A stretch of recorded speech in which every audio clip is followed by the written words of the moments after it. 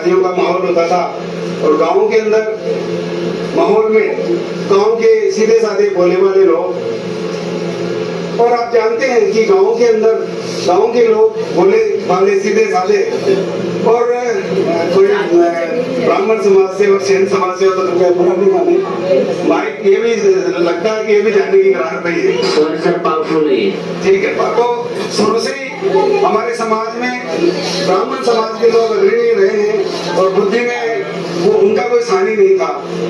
और इसके बाद से किसान परिवार में जाटों में शादी थी, तो ब्राह्मण ने देखा कि यहाँ कोई धन दाने की और घी की विशेष तौर से घी की कोई कमी नहीं है, तो उन्होंने एक प्लान बनाया कि क्यों नहीं इनको क्या पता पड़ेगा। और उन्होंने कहा कि भाई मेजबान फेरों के लिए जो है घी की व्यवस्था करनी पड़ेगी। तो उन्होंने सोचा कि भाई बताओ आप कितनी करनी पड़ेगी, कोई 10 किलो घी ले आओ। तो वो बेचारे जानते नहीं थे, हो सकता है 10 किलो घी लगता होगा। और ब्राह्मण एक पूर्व प्लान के अनुसार वहाँ आया था और वो फेरा कराने लगा। तो उसने क्या करा कि एक बड़ा सारा लोटा घर से पहले लेके चला था, और वो एक ऐसा वो जैसे फेरे कराने के लिए वो घी डालने के लिए जो चम्मच होता है उससे उसमें डालता था सर्वे से, और ओम स्वाहा करके, और उसको आधा उसके ऊपर रख के और उसको उसमें धीरे धीरे बनना शुरू कर लिया।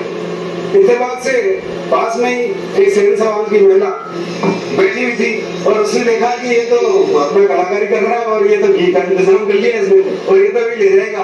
तो वो सोची कि मैं कैसे लूं उसमें से, और उसने एक प्लान बनाया और उसने कहा कि ए वाले लुगाया बेटी बेटी गाय करो, घी तो खाओ फेरा हो जाए। तो मैं क्यों नारायण मां मानता हूँ, उन्हें तो नहीं कहा। तो उसने गीत सुनाया कि बनड़ी थारा ये बाबुल को बामण घी चोर, और क्या बामण समझ गया और क्या इसको पता पड़ गया। तो उसने कहा ओम स्वाहा, मंदिर के पीछे जाके दम दा ओम स्वाहा। वो दोनों समझ गए और आधा उसने हिस्सा ले लिया। तो ये जमाने की बातें होती है। गाने का जहाँ तक सवाल है, मुझे अभी कोई गाना का कोई याद नहीं आ रहे मुझे, गाना पसंद करूंगा। हाँ जी।